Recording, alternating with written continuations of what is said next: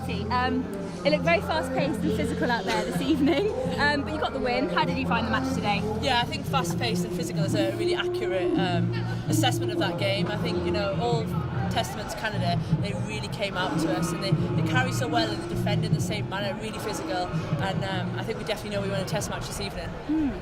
And you weren't quite able to get the ball in the first half, able to get the ball out to your wingers in space as much as you were on Friday night. Do you think that's more to do with Canada's execution of their game plan, or more to do with the fact that things weren't quite clicking from your perspective?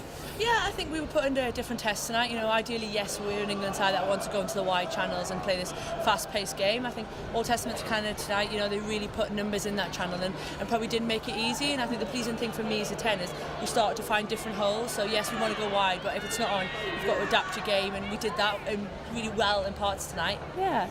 And can you explain how beneficial it is to have this autumn series as a run-out before the Six Nations, especially with so many changes post the World Cup, how beneficial it's been to gel players and blood new players into this squad? Yeah, it's massive. We're on the beginning of a 4-year cycle, as are most teams building into a World Cup in 4 years' time. So these games for us just provide a really good opportunity to kind of put the World Cup to bed, to get back in an England shirt, but probably more importantly for these new girls, just to get the feel of playing for England. Canada are a very tough side.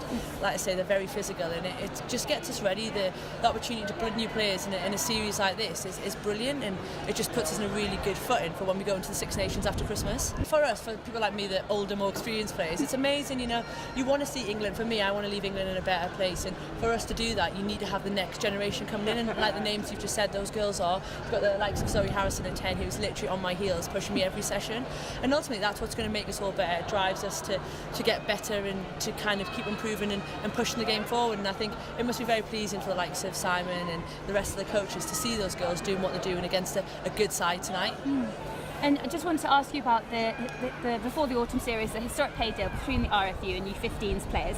How are you as players viewing this? Is it a gesture, or is it a sign, a step in the right direction? I think for us, all we're focused on is our rugby and all the kind of things that you hear in the media. For us as players, we just focus on getting on the pitch and doing a job. At the end of the day, for me, it's a massive honour to play for England, and I do that for the love of playing for my country.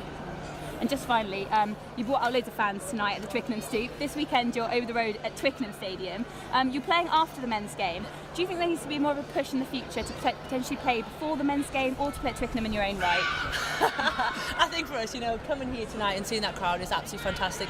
As any athlete knows, you want to play in front of big numbers, and for me, I'm not probably the person to look at how you do that. It's always an honour to go to Twickenham and to back up playing at Allianz Park, to come to the Stoop, to go to Twickenham is 3 tests is absolutely phenomenal. And to be honest, all I'm saying to people is stay down after the men's game and support us.